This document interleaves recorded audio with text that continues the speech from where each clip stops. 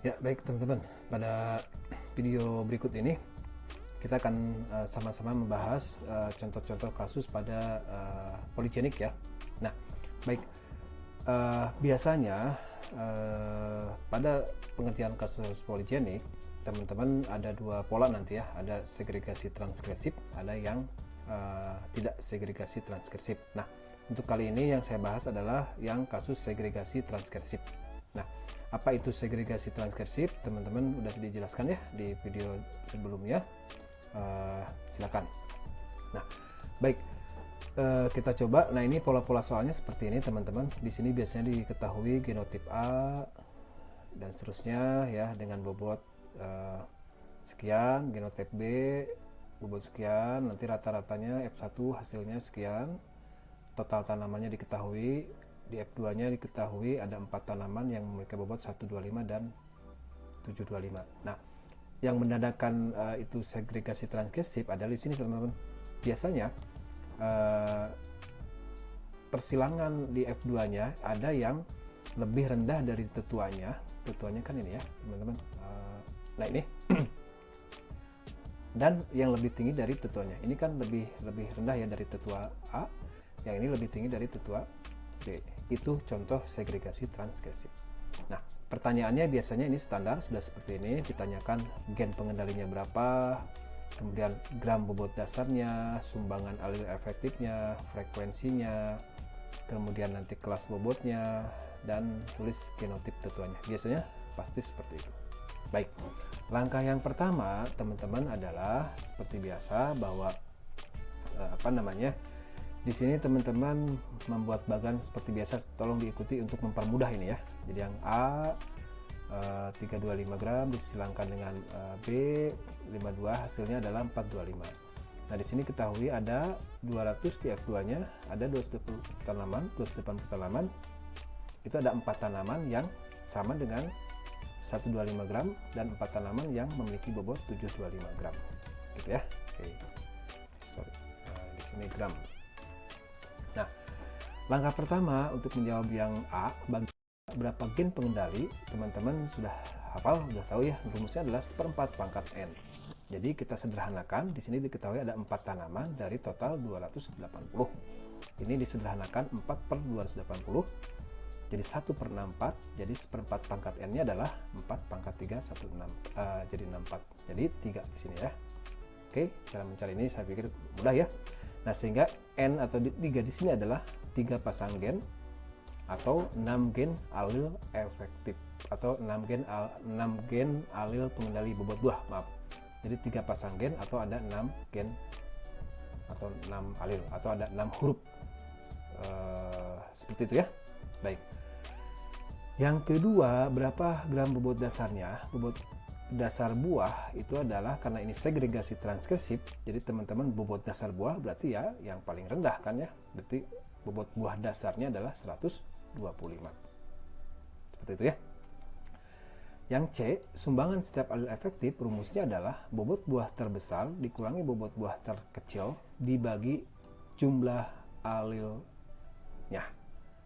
Bukan pasangnya ya, tapi jumlah alilnya. Jadi kan 3 pasang gen, berarti ada 6 gen. Jadi bagi 6, hasilnya adalah 100 gram. Nah, berikutnya tulis frekuensi fenotipik. Nah, untuk frekuensi fenotipik menggunakan rumus yang segitiga Pascal, teman-teman. Masih ingat ya segitiga Pascal? Jadi segitiga Pascal yang ini.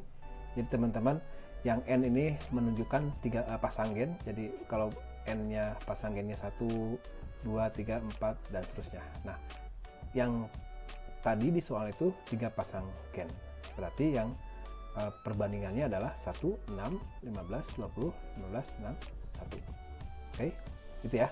Baik, kita kembali lagi ke soal. Nah, sehingga di sini frekuensi genotip buah adalah 1, 6, 15, 20, 15, 6, 1 sesuai dengan segitiga Pascal per 64 ya totalnya ya.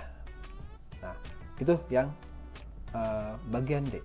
Yang bagian E, kelas bobot buah tersebut. Nah, cara mencarinya adalah, teman-teman, ini saya hapus dulu.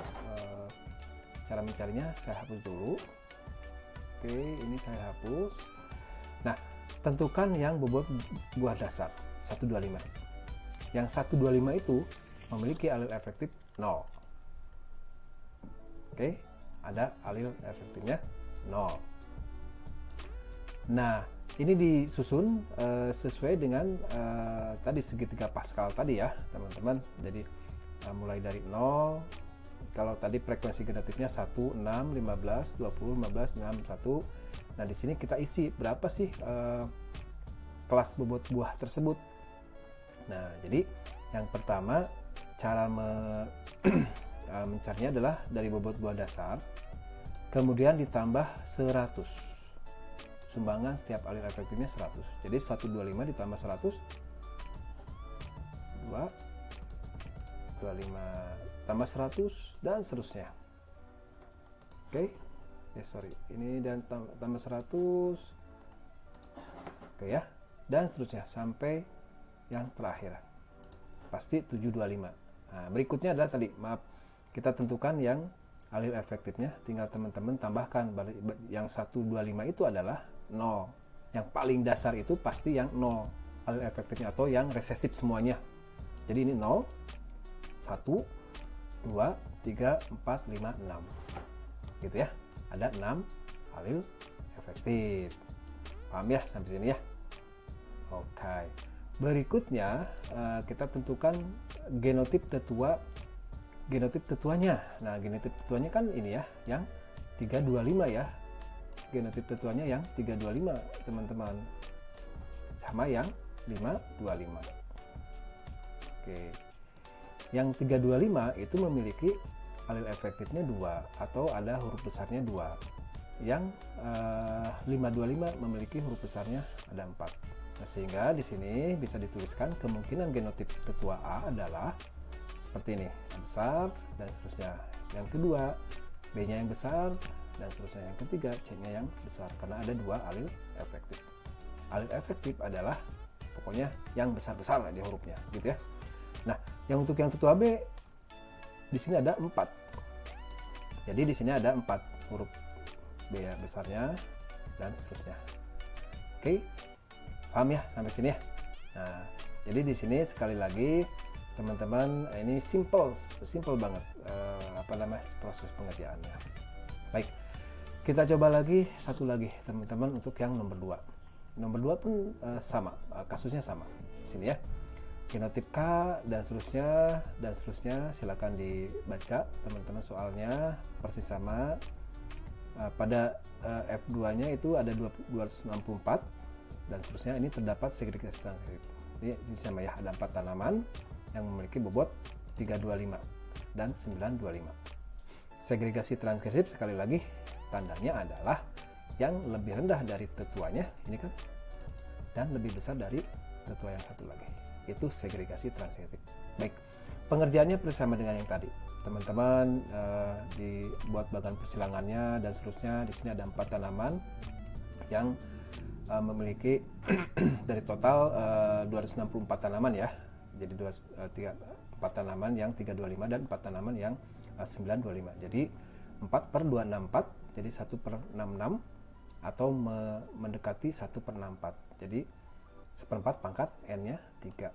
Jadi 4 pangkat 3 itu 64. Jadi di sini seperti biasa 3 pasang gen, atau ada 6 gen alilnya, atau ada 6 gen alil efektif. Ada 3 pasang gen, atau ada 6 gen alil alil lah pokoknya, seperti yang tadi ya, ada 6 huruf seperti itu. Bobot buah dasar seperti biasa yang paling rendah. Sumbangan alil efektif teman-teman sudah tahu, bobot yang terbesar dikurangi bobot yang terkecil dibagi jumlah alil, sehingga hasilnya 100. Frekuensinya seperti biasa mengikuti segitiga Pascal, n-nya 3. N-nya 3 persis dalam nomor yang tadi ya, nomor 1. Jadi frekuensinya 1, 6, 15, 20, 15, 6, 1. Oke, itu ya. Baik, disusun sedemikian rupa. Nah, untuk yang E sama, kelas bobotnya adalah teman-teman diurut dari yang paling rendah. Jadi 325 itu yang pertama, ditambah 100 dan seterusnya. persis sama dengan yang tadi, sampai ke 925. Nah, sekarang alil efektifnya seperti biasa teman-teman, yang paling rendah itu adalah alil efektifnya 0. Gitu ya. Yang paling rendah itu 0. Yang berikutnya 1, 2, 3, 4 dan seterusnya. Sampai yang paling besar itu alil efektifnya ada 6. Alil efektif identik dengan huruf besarnya ada berapa, gitu ya. Baik. Untuk yang F persis sama juga seperti yang tadi. Di sini genotip tetua K-nya itu adalah 525 kan ya. 525 ini sebagai tetua, dan yang 725 ini juga sebagai tetua. Kemungkinan genotipnya persis seperti biasa. Jadi yang 525 itu ada 2 alil efektif atau 2 huruf besar. Teman-teman tinggal kombinasinya. Yang peluang yang pertama ini A besar semua gitu ya. Yang kedua B besar, yang ketiga C besar. Ada peluang lain barangkali dari sini? Silakan dicoba. Misalkan, Pak, boleh nggak kalau di sini A besar, A besar, A besar, A kecil, B besar, B kecil, C kecil-kecil, apakah bisa?